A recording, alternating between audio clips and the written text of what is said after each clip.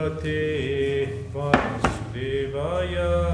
Om Namo Bhagavate Vasudevaya.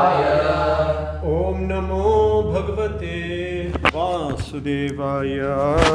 Om Namo Bhagavate Vasudevaya. Reading from Srimad Bhagavad Gita. Welcome to our Sunday program, Hare Krishna. The topic today is the highest welfare activity. A view from Bhagavad Gita. Nama Om Vishnu Padaya Krishna Prishtaya Bhutale Shmate Bhakti Vedanta Swaminiti Namane Namaste Saraswate Deve Gaura Vani Pracharine Nirvishesha Shunyavadi Paschate Desha Tarine Jai Shri Krishna Chaitanya Prabhu Nityananda Shri Advaita Gadadhara Srivasadi Gaura Bhaktavinda. Hare Krishna, Krishna Krishna, Hare Hare, Hare Rama, Rama Rama, Hare Hare. So the topic is the highest welfare activity. Generally, anyone who is pious person, they want to do welfare work. We are born in this world, we have some things other people do not. We see people are suffering, so we want to help people who are suffering. So some people set up a trust fund, some build a hospital, people build a school, or so many things. And in this way they try to help. Especially now, in this age, presently, there's much more of this happening. People are feeling that we have to help the people, especially younger generation. There's a desire to help people more. So we see so many NGOs, activists, lobby groups. There are people who are protesting about environment, about the trees, about poor people, animals, the earth, soil. We're trying to save the soil, that also. So many things. So some people dedicate their whole life for that. They say, we want to help people, we want to help this cause or that cause. They dedicate their life, they give everything. They're not content that I live a comfortable life and others are suffering. They say, no, I'll also have to help them. How can I be peaceful and others are suffering? So they dedicate their life. In fact, Srimad Bhagavatam says, 10th canto, chapter 22, text 35. There, Krishna is at one time walking in Vrindavan towards Yamuna, and they take shelter of some trees. So Krishna is glorifying the trees. He says, see, the trees, they tolerate so much heat, so much rain, but they protect us from that. We can take shelter of trees. From the trees, people take fruits, roots, twigs, branches, leaves. They don't protest, they give everything. So Krishna is saying, how great are these trees? Then he says, in fact, it's the duty of every living being to perform welfare activities for the benefit of others with his life, wealth, intelligence, and words. Use your intelligence, your voice. In every way, we should dedicate our life to other people. However, we have to see how we can help someone. How are we helping?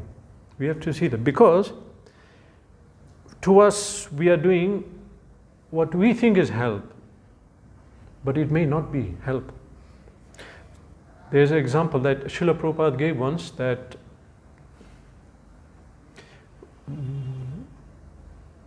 was it when he was young, or his his maid, he heard a lot of noise in the neighboring house. So the mother was scolding the child a lot, very heavily. So he was saying in the lecture, then we found out the transcendental way to,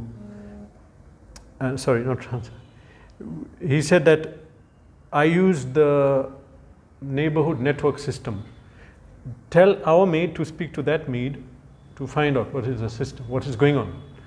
So then it came back like this, that the elder brother had, I think it was TB, tuberculosis, or some disease where you cannot eat heavy food, I forgot, I think it's cholera or tuberculosis. So the mother was not giving him heavy food because it was dangerous for his health. Almost he could die. Then the younger brother thought, my brother, I want to help him. So then the brother said, you give me some paratha. So quietly he gave. And then he felt very sick. So younger brother thought, I'm helping my brother. But he's going to kill his brother due to ignorance. So similarly, we have to know we want to help people. So how are we helping? What is the help that we are giving? Are we helping or harming them? So this is important. We are having a certain view of this world and this creation to think that how I can help people, how people are suffering. But one of the biggest defects of our modern education system, that it fails to teach us our identity. Who are we? And the people we see suffering, what is suffering? The body, the mind, intelligence, soul. What is suffering? We cannot tell. We cannot tell who we are. We cannot tell who these people are. We are seeing suffering. I am going to help people. How will we help? We first understand who are the people. Who are they? What are they? Are they soul? Are they body? What is the actual situation? What is going on in this world? I heard from one person that he says that sometimes someone is suffering, is being, what's that word, persecuted or targeted by so many people, and someone comes to help him. Why are you disturbing him? But actually that person who came to help doesn't know the background, what this person did. It could be sometimes this person did a very bad thing. Everyone is against him. Now he came to help. Why are you hitting him? You don't know what he did. You don't know. You understand first of all what happened. So we are seeing people suffering. It's true, people suffer, they shouldn't. But we have to understand why people suffer. What happened before that? It's not just like that people are suffering. So what is the actual situation in this world in terms of life and death and suffering? We are not taught this in our school system, so-called education. It's completely devoid of spiritual knowledge. So we don't have a clear vision of what is going on. In fact, we think that this world is unfair. Why is this suffering? Why am I dying? Why is there death? We have to change all of these things. So we have to find out. We have to find out what is the cause of the suffering and how to stop suffering. We have to stop that for ourselves, for other people. It's, in fact, Bhagavatam says it's our duty. It's our duty to find out this. So we want to help people. First we should find out what are these people. What am I helping? Am I helping the body? Am I helping the soul? As I mentioned, we have to come to knowledge. Only then we can really help the people. So in other words, who is he? Who is that man? Who am I? We are all not new here. So we understand what I am speaking about. Bhagavad Gita tells us that we are souls and the soul is living in the body. You know, like you will keep a parrot in a cage. So the soul is in this body. And that the soul, actually we never die. We are never born. We have nothing to do with this material world. But the body is born, body dies. Body undergoes disease, old age, death. Originally, we, soul, are eternal. We have no birth and death. We have full knowledge and we are happy. This is our original pure state. That is, if we are living in our constitutional position, Vastavik Sthit. Our position is we should be living as servant of Krishna. I am living my life for the pleasure of God. My senses, my body, my actions. And then I'll become very happy when God is happy. Yasmin tushte jagat tushte. When Krishna is happy, everyone is happy. So, the jiva, we turned away from serving Krishna. We turned away. We didn't want to serve God.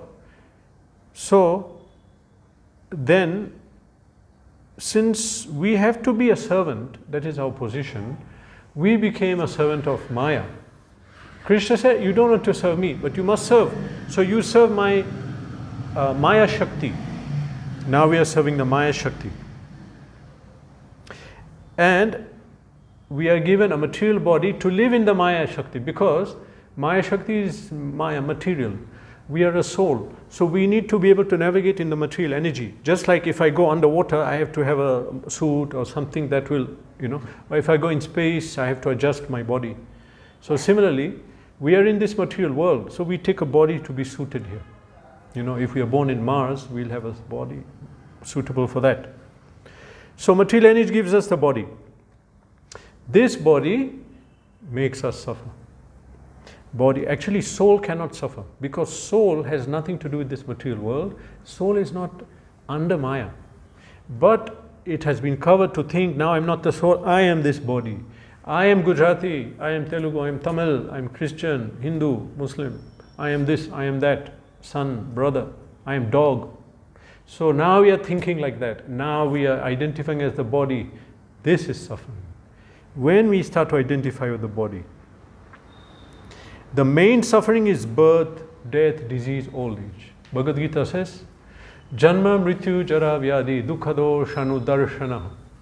The main suffering is birth, death, old age, disease. And one who can see that, he is in knowledge. Dukkha dosh anudarshana. Some people cannot see that. They are seeing what is my bank balance, what is my designation, what is my position in society. They are not seeing that I'm going to die, I'm going to become old, I get a disease. This we have to see. So those who see it, they can be said to be in knowledge, because they recognize that this is my position. So now this is the main suffering, birth, death, old age, disease, but also war, starvation, famine, so many other things are there. Natural disasters will suffer. But how are we suffering? Because we have a body. The body will become hot, cold, disease, burnt, whatever. So the body is causing us to suffer. We identify with the body, so we are suffering. If we don't identify with the body, we will not suffer. If we detach from the body. In Bhagavad Gita, Krishna tells us that souls suffer due to the material bodies they are bound to. Which verse this morning we said? In chapter 15, text 7. There Krishna is saying that the living entities in this material world, they are my parts. Actually, they are part of me. Which means we are meant to be with Krishna. But he says that manashasthani indriyani prakriti sthani karshati. But they are suffering in this world. Karshati. Why? Because in this material world, they have been given a body with 5 senses and a mind, which are material. What is the function of a material body? It has senses. Senses are demanding. Satisfy me. Eyes want to see something good. Ears want to hear something nice. Tongue, touch, taste. All the senses are demanding at once. Material life is simply satisfying the senses. We may take 10, 15, 20 years to satisfy the senses. Make a good plan to be happy in this world. Simply we are servant of our senses. This is material life. Material life is, I am a servant of the body. Body is demanding, I am serving. So Krishna says, actually they are my parts, but they came into this material world, and now prakriti sthani karshati, in this material world, they are suffering. Krishna is saying, our suffering is the body. Material nature has given us this body, and we are in this material world. So material nature makes us suffer through the body and through the external factors. But the duty of the material nature is to make us suffer. Krishna planned it like that. This is the plan. You can't go against the plan. The root cause, we can say root cause of suffering is disconnection from Krishna and our relation of supreme master and servant. He is the master, I have to serve him. And we have other rasa, other relation like supreme friend, supreme, lover. So the disconnection of our relation with Krishna is the root cause. Because when we disconnect from Krishna, then we identify not as a servant of God, but as my servant, a personal, I'm going to serve my body, and then we start to serve the body. But in itself, this is very distressing when we disconnect from Krishna, because actually we are very intimately related with Krishna. The jiva originally is Krishna conscious, Krishna mati. That means that he's constantly thinking of God, meditating on God, everything does for God, every action, every thought connected to God. Now we are disconnected. So it's in itself very distressful. Just like a child at a young age is supposed to be the mother. Mother gives everything. Practically, mother will give the food, clothing, shelter, support, emotional care, everything. And if the child at young age separates from parent, this is very distressful. So already this is a distressful thing, that we disconnected from Krishna. But not only that, but because we disconnected from Krishna, now we have had to come under Krishna's Maya Shakti, material energy. But why? Because jiva must serve. Our dharma is we must serve.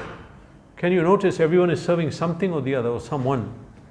Either a family member or a dog or cat or a political party, everyone must serve, or we must serve some, whatever else people serve the country. So now we are not serving Krishna, we are serving Maya in different forms. Because we are serving Maya, our intelligence is not pure anymore, buddhi. Originally, Krishna says, I give intelligence. Originally, our intelligence is spiritual, pure. That means our intelligence helps us to serve and connect with Krishna. But at the present moment, intelligence is under Maya. That means our intelligence is telling us how to enjoy in this world, how to enjoy the body. But that will bind us again to the body, to this material world, make us take birth again and again. So now intelligence is contaminated by Maya. So we are driven by Maya, intelligence. Guna pushes us through intelligence. Enjoy, make a plan, work hard, like Prabhupada says, like an ass, like a donkey. Donkey carries heavy weight of grass in this and struggles, because the donkey thinks that this washerman or this my master, he's going to give me some grass. I have to eat that grass. So I have to do what he says. But actually, that grass that the donkey wants, it's available everywhere. You can eat it.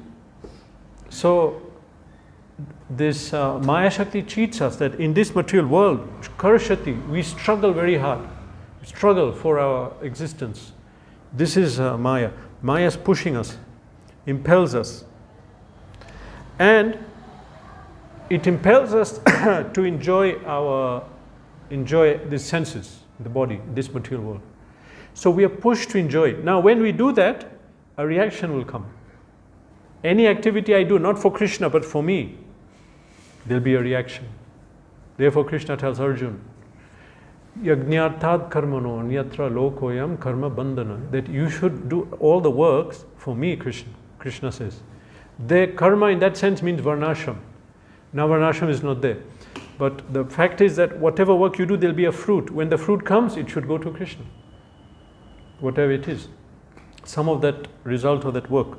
So, when people work in this world for their benefit, not God, there'll be a reaction, good or bad. When we work for Krishna, there's no reaction. That is bhakti. When we work for ourselves, there'll be a reaction, good or bad. So when we see people suffering in this world, we can understand that they're going through some bad karma, because they did some wrong actions in the past. Due to ignorance, they did something wrong. So now what happens is, that reaction is coming. Reaction because loko ayam karma bandhana. Whatever work we do, it binds us to suffer and enjoy the result if it's not for Krishna. This is the nature of the world. This is karma. The people who suffer, they did a bad action, they're getting the result. The people who are enjoying, they did a good thing. So they're getting a result for that. They're getting their reaction. So if we desire to help people in this world, we first have to understand the background of activities, what is going on. Souls are taking birth in this world. They are being born in different situations. That depends on their actions in the past. In past life, what did they do? So now they got a result.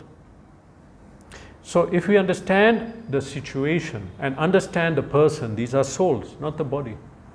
We have to help the soul. The body is a cover.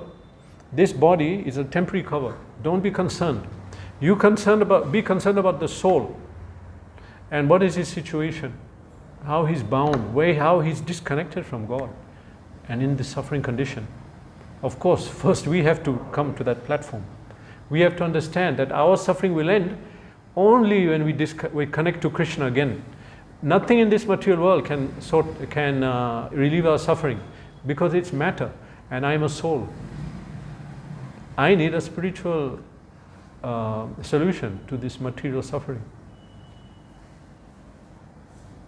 So in this way, permanent help should be given. Permanent means spiritual help.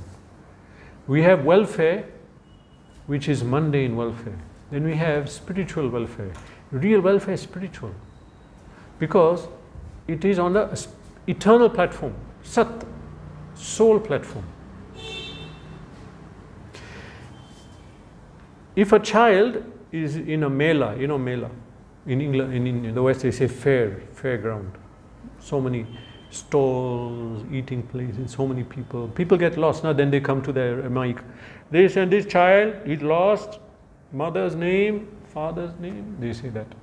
So child is lost, child is hungry, child is feeling cold, child is confused.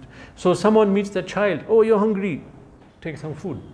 Child, oh, happy, I got food, he eats the food. Then he remembers, oh, but what about my mother and father? Then again he cries, goes around. Someone else meets him. Oh, you're feeling cold. Then he helps the child by giving something warm to the child. That's good. So child is relieved. But again child is thinking, what about my mother and father? Then the third person meets the child and finds the mother and father and gives him. Father will sort out his eating, he will sort out his hot and cold or confusion, everything will be sorted out. So who actually helped? The third person helped, who took him to his actual parents. So we are lost. We are disconnected from God, from Krishna. The person who connects you again to Krishna, that is the help. Now, while in this material world, we are going to suffer a lot of different things, because the material world is like that. This material world, you will suffer. But the point now is we have to see why he came here, why he's suffering, how to stop this permanently. This is real help. The real help is not for this body. Body is diseased, body is hungry, body needs education, body needs a house. This body will die. It will be burnt, or it will be buried, or it will be, as Shastra says, three things will happen to the body. Either it will become ash, or stool, or dust. If it's buried, it will become dust. If it's burnt, it will become ash. And there are some, I think Parsis, they just put the body on some place, and then the vultures eat, then it will become stool of an animal. This body will die. We are concerned about the person himself who's in this material world and taking so many bodies and suffering. That's the concern. Our welfare should be for that. So feeding poor people, medical aid, free education, this is temporary help. It's temporary. It's not in Vedic tradition. When these Abrahamic religions came, they do these things. But in Vedic culture, the help was for the soul. Anybody who wanted to help, they help spiritually. We are used to this body help, a custom. When we say help, I want to help people, I want to do good in this world. So we are trained by the society to think that we're going to help people in the material way, help their body, help this materially. But as we mentioned, this is propagated by non-Vedic religious systems. They don't have a proper conception of spirituality. So they're thinking, we want to help the poor, feed them, give them blanket, build house. Okay, now you go away, they are suffering again, are you there to help? Next life, you die, they die, of course we'll all take birth again. Just Dhruva Janmritasya cha, who is died is sure to be born. Now they took birth again. Again they need food, again they need house. Now where are you? How will you help them? You're not there. So you did help, it's not that you did anything bad, but we want to give the best help. So we are accustomed to this temporary help. But now in those other religious systems, when they want to give help, because they don't have the vision of spirituality, they don't have the vision that everyone is a soul. They don't understand about transmigration of soul, taking birth again, and the concept of karma. They don't have this. So how will they help actually? They're doing something. They're not doing anything bad. But again, the point is, we want to help much more in a fuller sense. So we have to understand the real identity of the person, the karmic reaction, all these concepts have to be understood. Then we can help. Then that is real help. In Bhagavad Gita, we see that Arjuna was in a state of confusion. In chapter 1 of Gita, he's Arjuna Vishad Yoga. He's expressing so many doubts why we should not fight, and why these people, why do they want to fight? No, but it's our duty to fight. Yes, but I know my duty, but I also know that I'm going to kill these people and we have some relation, and that they don't see that, but I am seeing it. So he gave many reasons not to fight. He felt compassion. So now in the second chapter, text 1, because in the finally he put his bow down, he said, I'm not going to fight. Then Krishna gave him Gyan. So now in the beginning, that first verse, Prabhupada is in the commentary, he's summarizing what happened. Now he said that, see, Arjuna had compassion, but we have to see how to apply compassion. Sometimes compassion is applied violently. A child sometimes is punished, through some mild capital punishment, which is because they'll not listen to the speech. So sometime, and even in the prison, punishment is heavy sometimes. That is actually in some ways a compassion to help the person. So Prabhupada says here in the purport of that verse, no one knows where compassion should be applied. Compassion for the dress of a drowning man is senseless. Similarly, a man fallen in the ocean of nescience cannot be saved simply by rescuing the outward dress, his material body. One who does not know this and laments for outward dress is called a Shudra, or one who laments unnecessarily. In the Vedic terms, there was a definition for Brahmana, Vaishya, Shudra. So the definition for Shudra is Shochati iti Shudra. One who is always lamenting, is in distress, is lamenting, is afraid, is in anxiety. Because it means someone does not have knowledge. But a person in knowledge will not be like that. So one who does not know about the body and tries to help the body, this is actually not befitting someone of a higher status of life. They should be helping spiritually. This is the duty. They should have the correct vision. Okay, now here Prabhupada is saying that compassion for the dress of a drowning man. This means if someone is drowning and you jump in and you take his coat, I saved him, he's okay, it's okay now. He's drowning, you brought his jacket. He's still drowning, what did you help? Similarly, somebody is in this material world, suffering medical, this, thirst, hunger, and you're helping his body. Now the body is helped, but he's still in the material world. He'll get another body, again he'll suffer. This is suffering. The material body is the suffering. That is not. So, real welfare work is to give Gyan. Real welfare work means you tell this person, look, you're in this material world. We are meant to serve Krishna. Every activity we are meant to serve Krishna. That is our duty. If we don't do that, then we come under Maya. And Maya means we have a material body, come under material sinful reactions, and we'll suffer. We'll be born this way, that way, we'll get old age, disease and death. So we have to give Gyan. If you give Gyan, he'll not get another material body. Then no need then to feed it, to give clothing, to give medicine. There's no material body, spiritual body in Vaikuntha. So real welfare work is to give Gyan of Bhagavad Gita, this knowledge of Bhagavad Gita. We have to tell people their real identity. Actually, you are a soul. You don't identify as a body, this country, this nationality. This is not your identity. You are an internal servant of God. So one has to act in the level of the soul. Acting on the level of the soul is real action. This is Sat. Acting for this body, every action I do is to feed the body and try to take care of the comfort of the body, welfare of the body. Then that is Asat. That is material.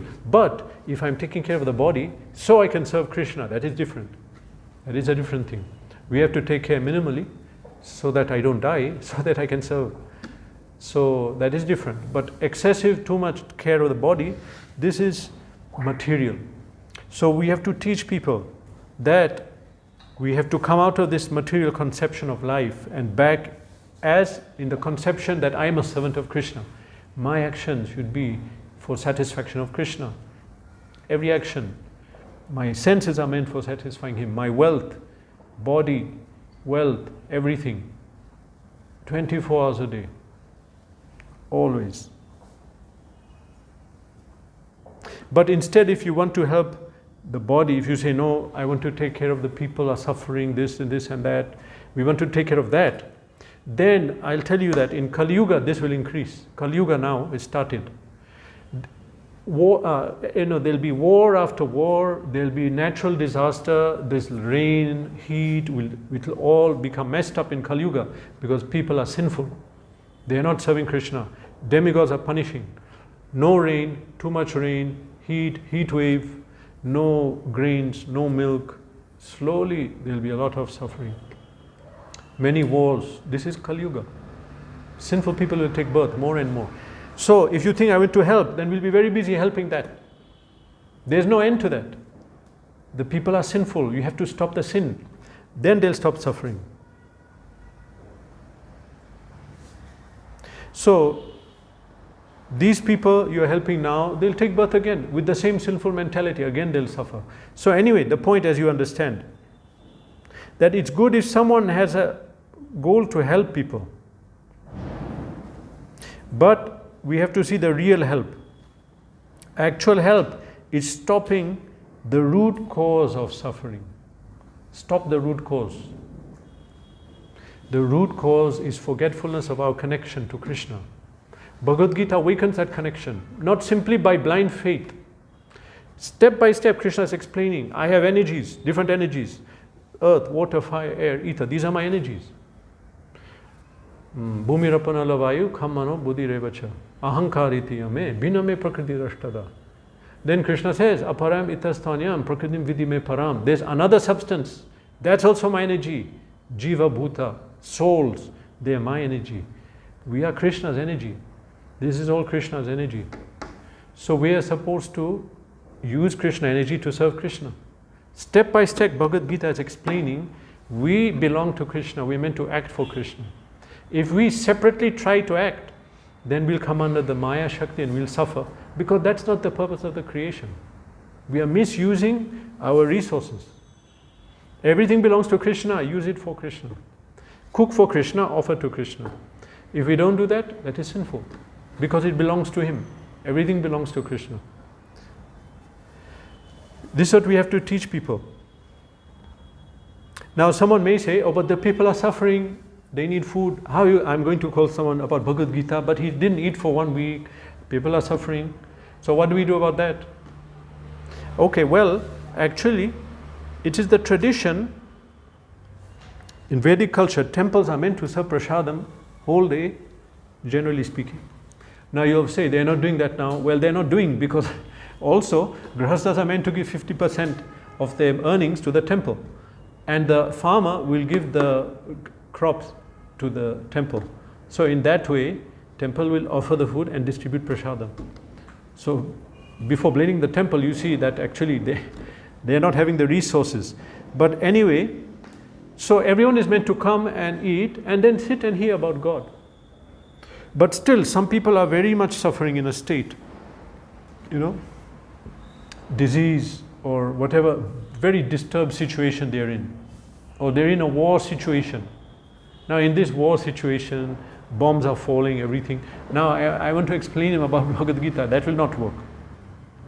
So, then in that case, we have to note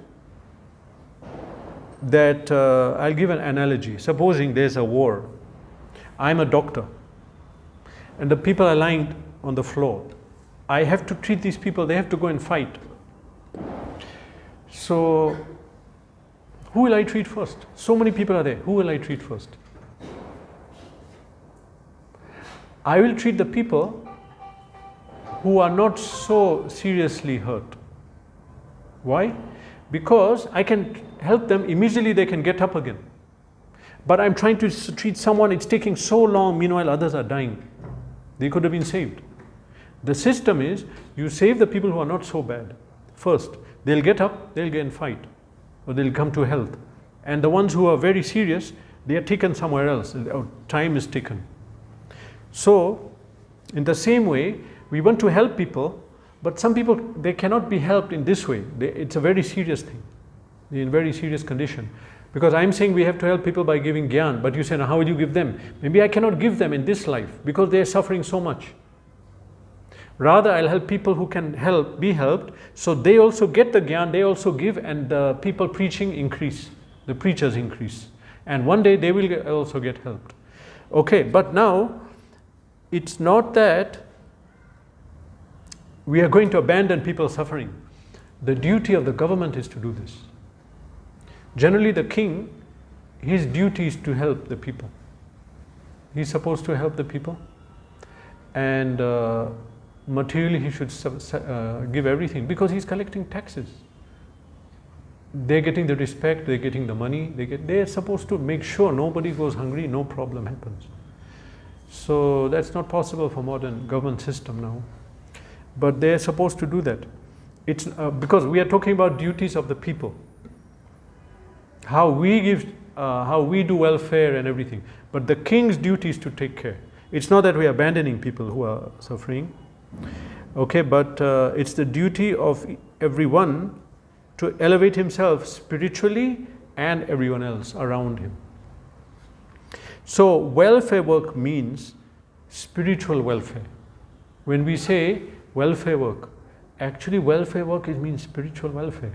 Material welfare, it's some relief is there, but we want the permanent relief, actual help. Eternal welfare through Bhagavad Gita. The teachings of Bhagavad Gita is not some book that came now. This is eternal. This is eternal knowledge, always brought. Krishna says, Samaya evate adhya yoga prokta puratanaha. Now Arjuna, I'm speaking to that knowledge, purada, not some new improved for this age, modern age. No, same knowledge. Krishna is telling Arjuna, Samaya evate adhya, now, today, yoga prokta, I'm speaking the science of yoga. Yoga means connecting. I'm speaking that science by which the jiva can connect again to Krishna. That science. Yoga prokta puratana, that ancient science is spoken by me to you. So, it's not something new when we are saying that we have to preach Bhagavad Gita, this is welfare. It's the same knowledge that the jivas are supposed to have, and that puts them in their healthy condition, pure spiritual consciousness. That knowledge has to be given back to them. Now it's come in the form of Bhagavad Gita, spoken on the battle of Kurukshetra by Krishna to Arjuna. But he spoke before on the sun planet. That would have been maybe different circumstances, maybe not on a battlefield. But the knowledge is the same. So that knowledge has to be propagated. That is missing. Prabhupada's guru, Srila Bhakti Siddhanta Saraswati Thakur, he said, there's nothing missing in this world. There's nothing less. We think, no, there's less food, less water. There's nothing less. The only thing lacking is Krishna consciousness. The only thing lacking is this Divya Gyan by which the Jivas can engage and serve Krishna. But they don't have that knowledge. So now they're serving everything except Krishna. And so they'll suffer. Because they're not living in harmony with the creation. This creation is meant for serving Krishna. So, the real highest welfare work, we have to understand it and we should do it. Real welfare work is that that someone should begin bhakti and become liberated from the body, this body from which we get so much suffering. And what about charity? Because people want to help, so they give charity. Charity means, in the Vedic culture, in Sanatana Dharma, charity was always meant for propagating Sanatana Dharma, propagating teachings of spirituality. Because by that action, we advance. What is the purpose of charity? One is that we are going to assist in Krishna's mission. Second, my purification. Because my charity is the result of my work. I worked, I got the phal. What will you do with that phal? Some people enjoy it, then you will suffer, will get bound to this material world. I'm giving it to Krishna, now you will get liberated. If you say, I'm not giving it to Krishna, it's not for me, I'm giving the poor people. Now these people will take that money and buy alcohol, buy cigarette, buy meat, and you'll get that karma. This is the issue. We will take that karma. So, we are meant to give charity. Actually, traditionally, it's given to Brahmanas, Vaishnavas, and Pracharak. People preaching, people spreading the movement, or to Brahmanas, those engaged in spiritual work. Then what happens?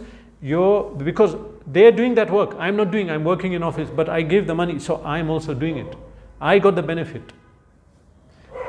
Because I'm not having time, but they're doing it. So the final result will be enjoyed by everyone. Everyone will get that benefit. So Bhagavad Gita gives us the path to become liberated.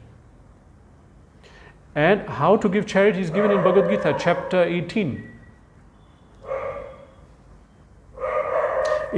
First of all, in chapter 16, there Krishna speaks about Daivim Sampadam, the divine qualities, the divine and demoniac nature. So he lists the divine qualities.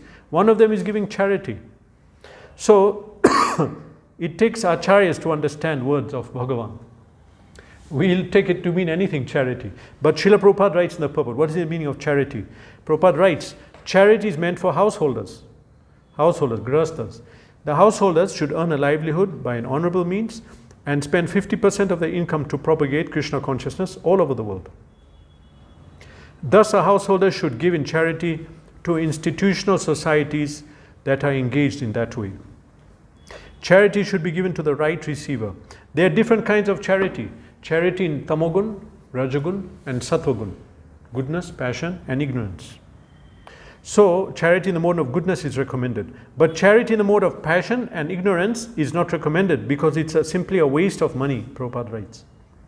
Charity should be given only to propagate Krishna consciousness all over the world. That is charity in the mode of goodness. So, this is Vedic culture. That the charity I'm giving, I'm advancing. The food I'm eating, I'm advancing. So, actually, as Bhagavatam says, it's the duty of everyone to be a welfare worker. We have to become welfare workers. Work for the welfare of everyone. As Bhagavatam says, it's our duty. Either we personally preach or we support it. This is the highest welfare work. Krishna will be pleased. Personally, Krishna, he says in Gita, in chapter 18, verse 68 and 9, that one who preaches this knowledge of Gita is most dear to me. This is what Gita says. So if we are following Bhagavad Dharma, the path leading to liberation, to Bhagavan, we have to follow the Gita. This is the explanation. Hare Krishna.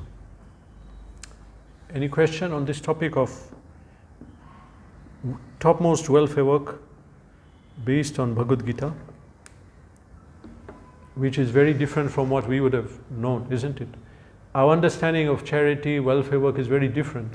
But that is coming from the modern, this materialistic society that has no clue about soul, karma and all these things.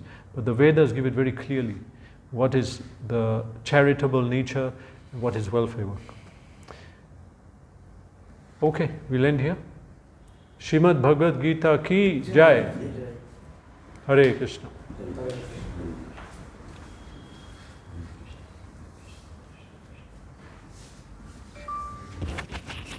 Many people didn't come, huh? Because of